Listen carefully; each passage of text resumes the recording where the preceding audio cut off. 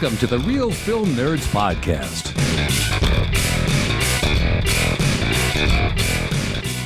How's it going, listener or listeners? Welcome to the Real Film Nerds Podcast. My name is Matt, one of your two hosts that likes to talk about movies and Star Wars and all kinds of other random things that most likely don't pertain to the movie we're reviewing. With me, as always, every week, my good buddy from the other side of the planet, Mysterious Mike Talent. Hey, everybody. How's it going, Matt? Dude, how was that intro? Too serious? I mean, that was good. I think that's okay. Not enough hooliganism? There we go. Hooliganism. I don't know if that's a word. Is that a word? I'm making it a word, Mike. Okay. Not enough hootenanny, or I don't know. What are other weird adjectives can we use? Other than hooliganism? I'm not sure hootenanny works as hooliganism. Troublemakers? That works. Motley Crew? Motley Crew? All right, Mike. So for Real Film Nerds Podcast episode 176, we're talking about a little Netflix film that came out on May 22nd called The Lovebirds. Mike, go ahead. Tell us about this incredible rom-com. All right, Matt. Just a second. See, but I didn't say breakdown. I should have said breakdown. You know what? We're already going. All right. Yep. No problem. So this is directed by Michael Showalter. Its writers are Aaron Abrams, Brandon Gale, and Martin Guerrero. It's starring Isaiah Ray, Camille Nagiami, Paul Sparks, Anna Camp. And this is about a couple experiences a defining moment in their relationship when they are unintentionally embroiled in a murder mystery. So, question, Mike. Did you just not take the class in high school where you learn how to pronounce people's names? Dude, I'm terrible. I know you were always really not the best at English, and we're really getting it out of you every week with this podcast, like every week. Yeah, you're lucky I can read. You got Aaron Abrams right, but Issa Rae and Kumail Nanjiani and Brendan Gall, yeah, you messed those ones up a little bit, just a smidge. All right. I'm sorry. But it's fine. They're not going to listen to the podcast anyways. And if they do, they need to email us and give us hate mail for not pronouncing their names right, because that would be awesome. I would print that shit out and I would put it on my wall. Oh, that'd be pretty good. I thought I did all right on Camille Nagiami. See, but you keep using an M, not an N. Oh, all right. Yep. All right. You're better, but you were doing that last week when we were trying to talk about it. I was even having you say like Nagiani like a couple times over. Anyways, it's okay. We'll let it slide. Mike. All right. Okay, so here. First impressions. This is a what I would call a typical rom-com. There's some good funny stuff, but it's nothing too crazy on this one. Honestly, there's not much rom in this com. There's a lot of comedy, and then there's murder and mystery and crime, but not a lot of rom. I mean, I don't want to start spoiling things right off the bat, so I'll wait until after we tie Camille Nagiani to the Marvel Cinematic Universe for a movie that hasn't come out yet. But we'll worry about that later. No, I liked this movie. I thought it was fun.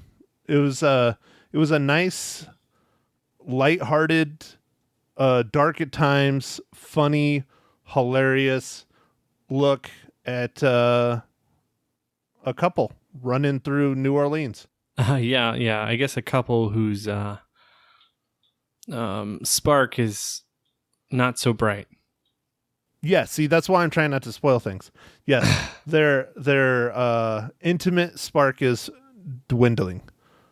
Yes, there you go. That was good, dude. That was a good description, man. Good job.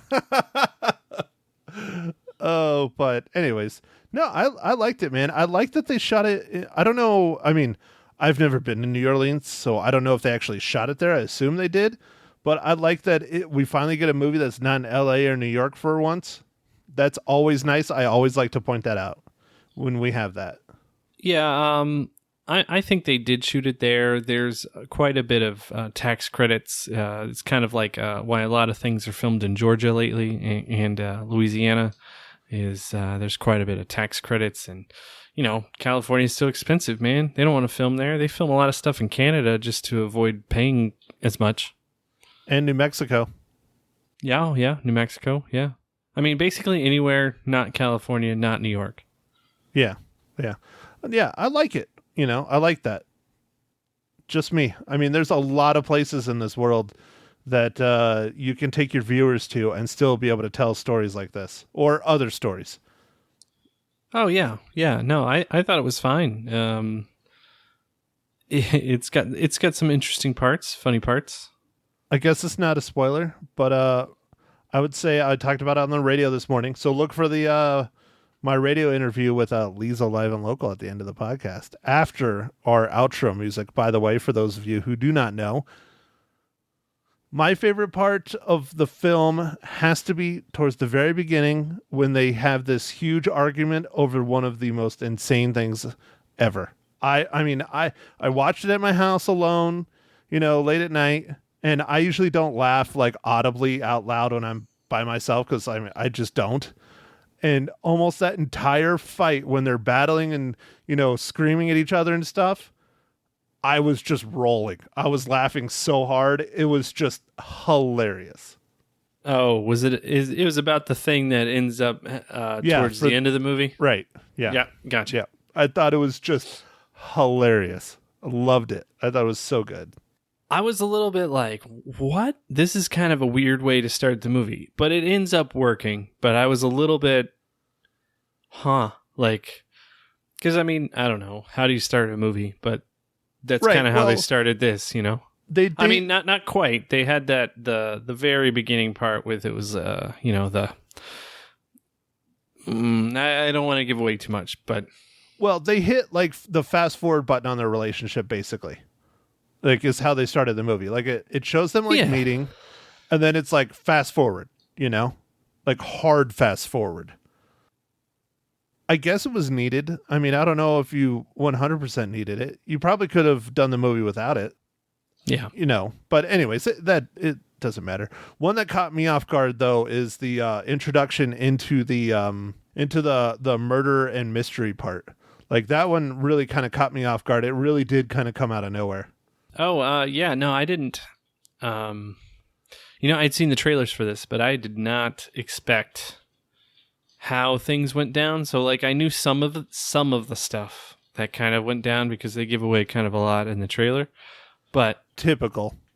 How it was actually ordered and what the circumstances were a little bit different. So, that was interesting. And then everything that precluded, I guess they showed some stuff, but I'm glad that I didn't know a lot about how the things were ordered or all the circumstance this is behind them.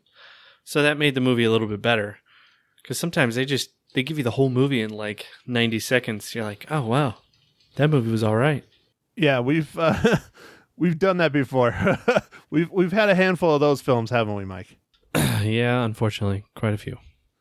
And so I don't know. I still like watching the trailers, but yeah, don't give us the whole film in the trailer. Their trailers are supposed to be teases. You're supposed to entice us to want to watch your film, not, oh, I watched the trailer. That was basically the film. You don't need to watch the movie. Yeah, I think Christopher Nolan should give lessons to all filmmakers, like some sort of how-to. Because, man, that guy's really good at teasing his movies without showing a damn thing.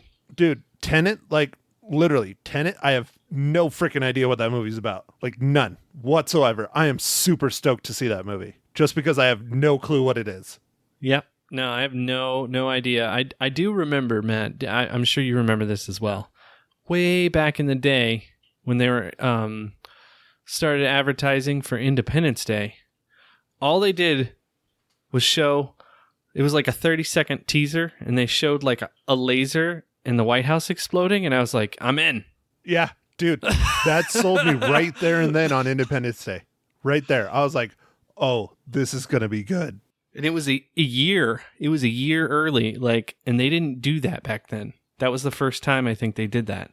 And then you come to find out later on down the road after the movie's out and all the behind the scenes stuff that they like legit did that. They built an extremely scale replica model of the White House and blew it up. I love that. I love that. God, I love practical effects. I really do. I mean, I like my CGI, but when someone sits there and puts the time and effort into something like that looks like legit real and then blows it up, I mean, come on. Yeah, that I mean, to me, that was just like, that was a trailer, and I was like, I don't even know what that movie's about. There was no speaking or anything. I was like, I'm gonna go see it. Definitely. I mean, even if you don't look at the cast, I mean, sure, we all knew, Will Smith. I'm blanking on the dude's name that played the president. Oh, yeah, me too. Bill Paxton? Yeah, Bill Paxton. No, it wasn't Bill Paxton. It wasn't Bill Paxton. It's the dude He's that a great gets, actor. He was yeah, a great it's the actor, guy that but gets no. mixed up with Bill Paxton all the time. Of course, I did it. Anyways, doesn't matter. And Jeff Goldblum, I mean, fantastic cast. Fantastic. Yeah. There's a couple side characters in that movie that were great as well. Yeah. Jeff Goldblum's dad. Yes. The crazy alien believer guy who's like. Yeah, the crop duster. The crop duster guy. Yeah, he was awesome. Yep. So there's just certain it was a really well made movie. Better known as Uncle Eddie from National Lampoon's. Yeah. Oh, good times, man. Those are some good films. Those are some fun ones. You know what? Since I'm having a hard time not spoiling this movie without talking about it, I'm just going to go ahead and ask you my question first, Mike. Oh, okay. How does The Lovebirds relate to the Marvel Cinematic, wait for it, universe?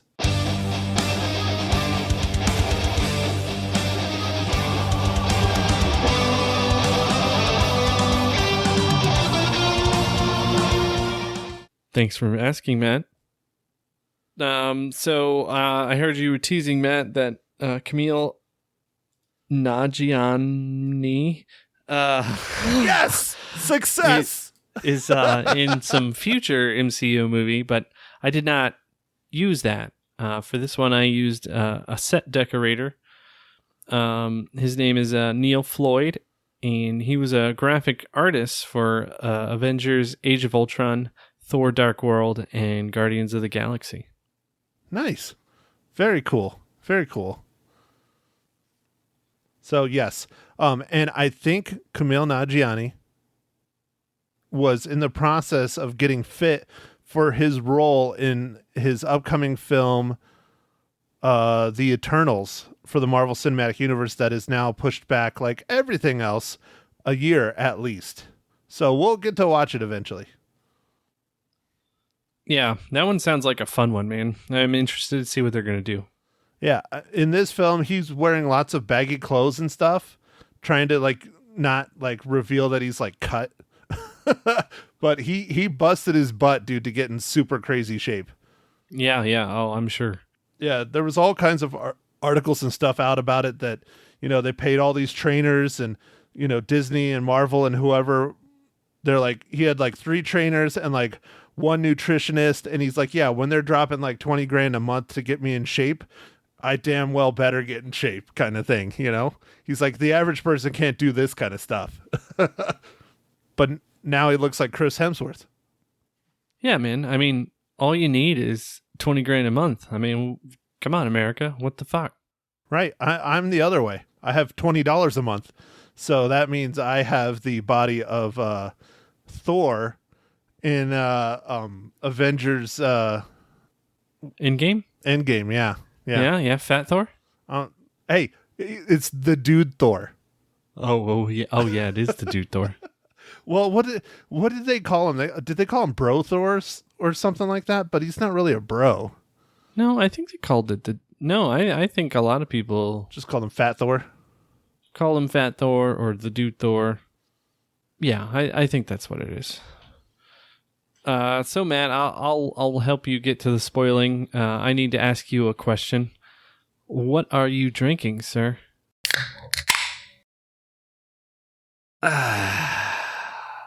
Well, Mike, I'm drinking a beer and a glass of water because I'm trying to hydrate because it's warm here. Not as warm as probably your neck of the woods, but I think we got in the 90s today with 6% humidity because, Arizona's burning to the ground with our 12,000 wildfires. Oh, is there a lot of wildfires going on? I knew there was a couple, but is there's quite a few now? Yeah, dude. We have 4 or 5 and they're huge. They sent out a second DC-10. That's how big they are. Wow. So, anyways, Mike, after you took a sip of your, I'm going with pale ale today, or did you get an IPA? No, it's an IPA. So, after you took a sip of yours, I am drinking a Modelo Negra. Even though it is not Taco Tuesday, I'm drinking a Mexican beer, or as I like to call it, Negra Modelo. Ah, okay. All right. Cool, man. I don't think you've drank one of those in a while. No, and I have a couple left in the fridge, so I need to drink them. All right, Matt. I'm drinking some liquid Aloha, some Castaway IPA from Kona Brewing. Brewed by Tom Hanks? No. Oh. Well, you said Castaway. Yeah. So it's pretty good. It was on sale. This is another one of those buy one, get ones. Man, those are hard to resist, man. Buy one 6-pack, get another 6-pack. Mike, are you becoming a consumer? Are you going for the sales on everything now? Like the rest of us? I mean, if I can find a good beer for sale, for sure, man. These beers, tell you what, Matt, the beers are not getting any cheaper. Well, what is that called? What's that little thing that, always just screws people over, especially the lower income people like me who haven't inflation. Yes, I know. I was just building up to it, damn it. Especially those of us that haven't had raises in years. Yeah, I believe that's called inflation. Yeah, it's ramping up. You can definitely tell, sir, by going to the grocery stores. Not just beer, but grocery stores in general. Yeah. I think it's time to. I don't know. Everybody needs to ask for raises. This is the perfect time, right? I would love one. It would make a huge difference. But, anyways, all right, Mike. Well, let's get back to our discussion about date night. I mean, the Lovebirds. It does have some things in common with date night, but at the same time, Matt, there's a couple scenes in this movie that remind me of a little bit older movie, and that's called Eyes Wide Shut with Tom Cruise and Nicole Kidman. Oh yeah, I would definitely. There's a whole scene that's not quite as good as the Stanley Kubrick masterpiece, but it definitely has lots of elements, including the orgy. So I don't know, man. When I was watching that scene, I was like, this reminds me so much of Eyes Wide Shut, and it probably was meant to. Some sort of homage or something like that, but I don't know. Some kind of weird, would you call it a cult or like a group, or what would you call it? In the movie, they call it some Illuminati shit.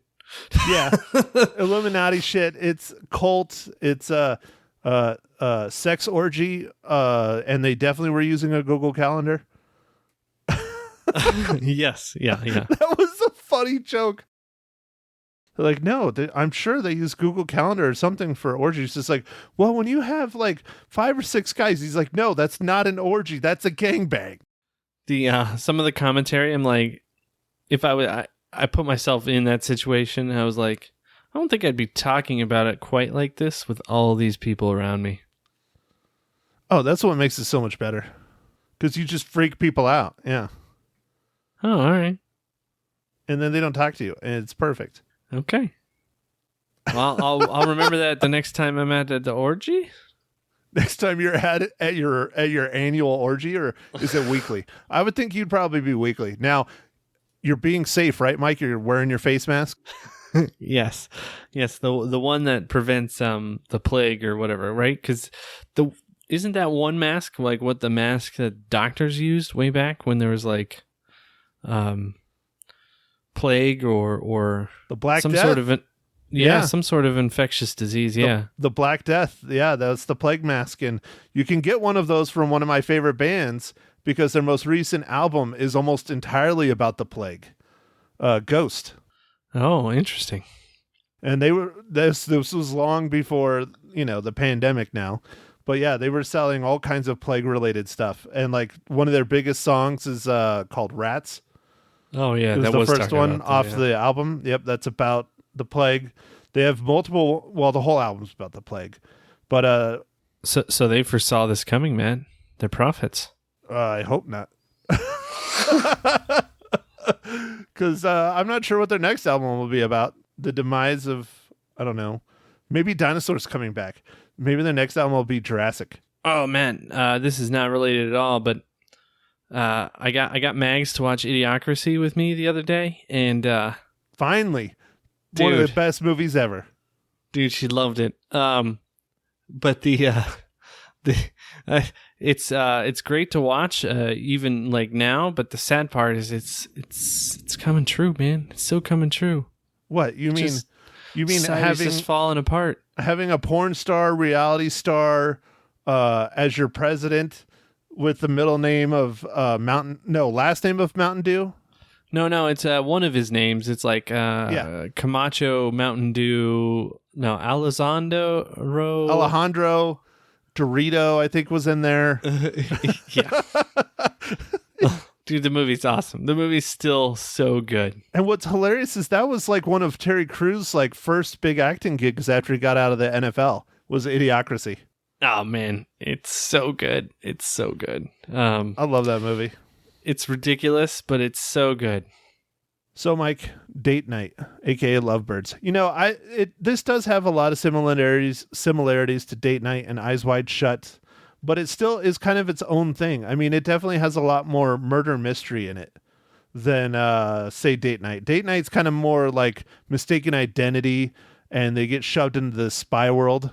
This is more, they decide to take it upon themselves to try and solve the crime because they think they're going to go to jail if they don't. Yeah, for reasons unknown, they just decided to. I mean, you see in the movie, but like they make some decisions, maybe some short-sighted decisions, and drives them towards this path of like we have to clear our names, and so then they start getting involved, and then stuff just gets weirder and weirder. Like the horse kick bacon grease scene is very odd, Dude. That was very, very strange. I thought that was a kind of a strange part. I mean, so the movie's got some stuff in it, but like I felt that was kind of out of place. I don't know if that was as necessary. I mean, it did lead to some of the story of like, you want to see me get knocked out and like different things that allowed him to further along some of the plot, but I felt like they could have handled that differently. I enjoyed the weird sex culty thing because that was kind of funny, like you said, like that it lent itself to a lot of like different humor and stuff. So that was, I felt like that scene worked better. Everyone's sitting there silent and they're having a conversation, and they all hear it. They all can tell that they're like not supposed to be there. Everybody else is just like stone cold silent, and they're talking about like the people getting it on like down on the floor in front of them, and then the bacon grease scene has lots of foreshadowing in it for that scene because like he's wearing, like the senator comes in wearing one of the plague masks, and then they reveal that he's a senator and he's like an important person and all that stuff.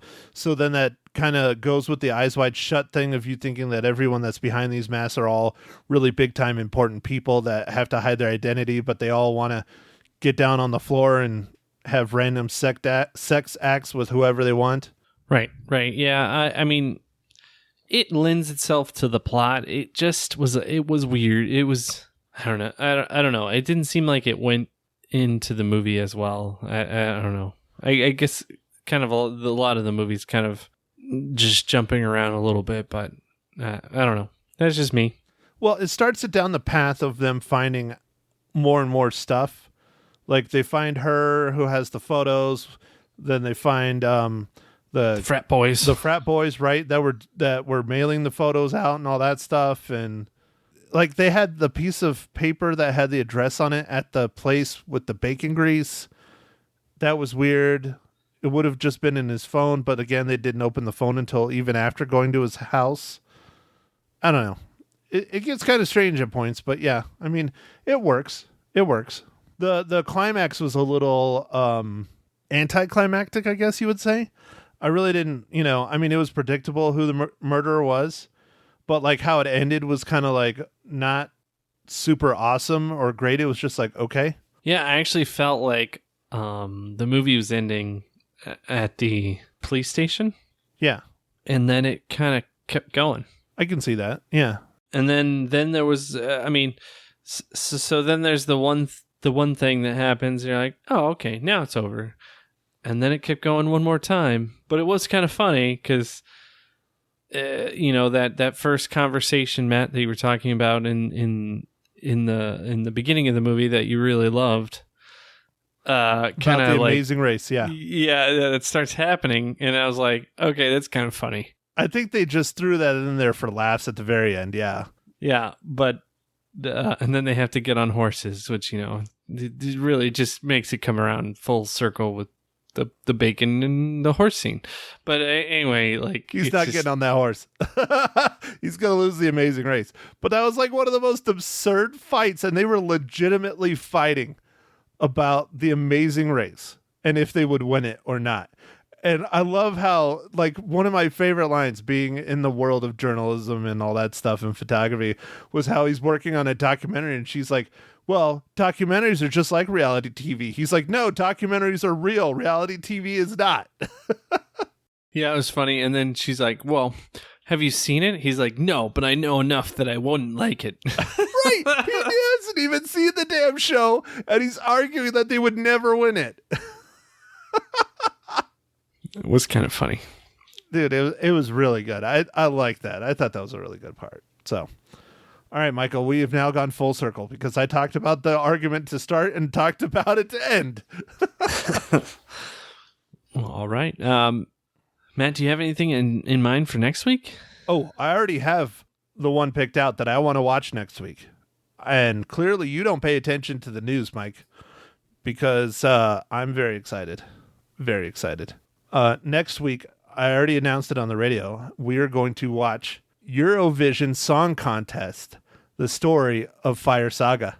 Oh, actually, I'm a little bit interested in seeing this because when Mags and I went to Iceland for our honeymoon, they were talking about this contest that happens in Europe about musicians, and we were like, what are you talking about? And like the people explained it to us for like an hour. Because we were on like this tour bus and we had time, and it's this huge thing that they do in Europe like every year where all the countries compete and stuff. And so this Will Ferrell parody looks awesome. Yeah, it looks hilarious, and it comes out. We're doing 2 back-to-back. I know. I'm sorry, but we got to get our films where we can get them. It's a Netflix original coming out this Friday, June 26th. So it'll be fun. I hope it'll be fun. I'll put it that way. Will Ferrell's been real hit and miss lately. Yeah. He definitely has. But I think this could be a good one, man. I think this could be a good fun one. I'm excited. I hope so. Did you ever watch Holmes and Watson? Because I never got around to watching it. No, I didn't see that one. It just got obliterated, man. Obliterated. I've seen what was the one where he was the ice skater? Blades of Glory. Yeah. Oh, Blades of Glory. It was ridiculous, but I loved it. I did it's ridiculous, but I loved it. Blades of Glory was on the downslide of peak Ferrell, but it still was pretty good. Blades of Glory with, Jenna Fisher from The Office. And Napoleon Dynamite, I'm forgetting the actor's name. I'm forgetting it right now too. But yeah, I enjoyed that movie quite a bit. Yeah, it was hilarious. Well, and this one has Rachel McAdams, and she was amazing in Wedding Crashers and really good in Game Night. Yeah, no, I think she's got some comedy chops. She I think she knows what's funny and what isn't, and she's got timing. So I think this will be fun. And it's directed by David Dobkin, the director of Wedding Crashers. Ooh, that could be good. Wedding Crashers was fantastic. And then it also has, fun little names like Pierce Brosnan in it. Nice. He's not in the trailer at all, but he's in the movie somewhere. Nice. Anyways, that's what we're doing for next week. Mike, I give not date night. Damn it. Why did not date night? Oh, the dude, Lovebirds. why did you do that? Oh, no. Not date night. The Lovebirds. Mike, I give the Lovebirds, currently streaming on Netflix, 3 out of 5 reels. All right, Matt. That's pretty good. I rated it a little lower. I'm gonna go with 2.5 reels for this one. Lovebirds on Netflix. Not date night. Not date night. Not Eyes Wide Shut. Not Eyes Wide Shut. Not Idiocracy. Not Idiocracy. Nope. Not Eurovision Song Contest, The Story of Fire Saga. No. But no. My opinion, I think this is worth a watch if you want to uplift your spirits. You don't have anything desperately you want to watch. It's definitely not one you want to just have rolling in the background. You kind of want to pay attention a little bit. But I definitely, I say it's definitely worth a watch. It's on Netflix. If you have Netflix, go for it. Why not? Yeah, why not? Matt, I did want to say one thing. I watched Wedding Crashers just recently, and you know who I forgot was in it? Uh-oh. Christopher Walken? Oh, no. Of course, you can't forget Christopher Walken. No, but Bradley Cooper. Yeah, you forgot Bradley Cooper was in there? Yeah, but I don't know. I just for a while I didn't realize who Bradley Cooper was. It wasn't until he did Hangover that all of a sudden he was this guy. He was like the star. I think Hangover was before Wedding Crashers. No. You don't think so? Wedding Crashers first. Oh, okay. Yeah, he plays the asshole boyfriend and he does a wonderful job at it. Yeah, no, I just forgot he was in it. There's several times when I've seen Bradley Cooper in like movies now, and I'm like, oh, I didn't realize you were in this. Like Silver Linings Playbook? No, he's a star in that one. He's like one of like 4 characters in it. Yeah, you're just sitting there watching, Jennifer Lawrence the whole time. J-Law. You're like, oh, who's this dude? Oh, that's right. It's Bradley Cooper. You know who's in that movie that you hadn't seen in a while? It was Chris Tucker. And then I still haven't seen him in too much else after that. Right? He kind of fell off the face of the earth. I mean, I thought for sure we would be on like Rush Hour 32 by now. Yeah, dude. Jackie Chan, he just made, he made his version of Taken. Taken in Europe. Or no, his Taken was in Europe. What did I call it? Jackie Chan Taken. That's what it is. Jackie Chan Taken? It's called The Foreigner. Oh, I was going to say, so was he taken then? Because that'd be kind of a boring Jackie Chan movie if he's like the one that's missing. And Pierce Brosnan, who is, I believe he is Irish, plays the IRA guy. It was a pretty good movie. It's entertaining. Yeah, I believe it's on. Oh, it's on one of the streaming services now. I don't know if it's on Netflix still or if it's on Prime, but HBO anyway, Max. Jackie Chan Taken, The Foreigner. It was good. Well, all right, Mike. What else you got? I think that's it, man. I'm looking forward to that movie. I kind of was. I saw the preview for that movie, and I wanted to talk to you about it. But I'm glad you selected it. That's a good one.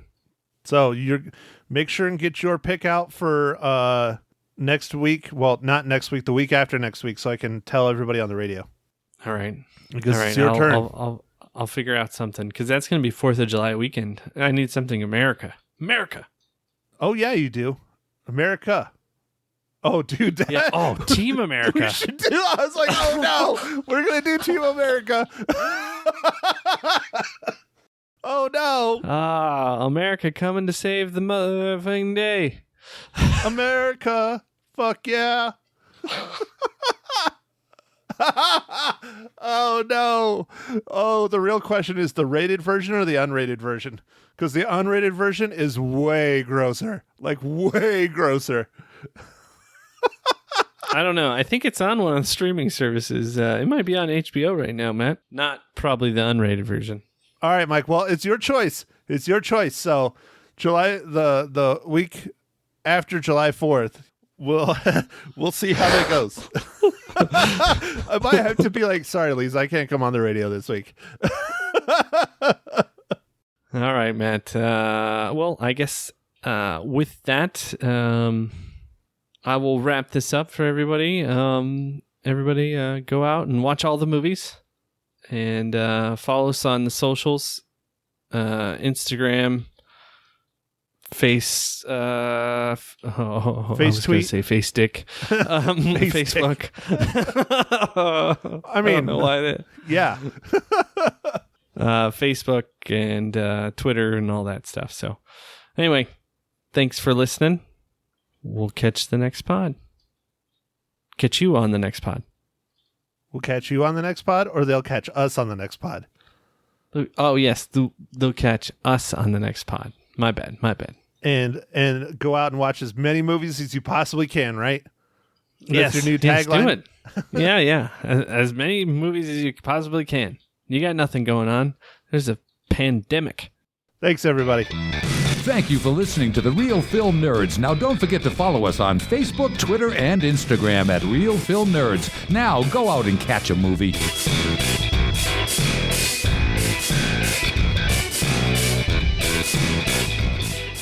Good morning, Magic 99.1. Who's this? This is Matt Santos of the Mile High Show podcast.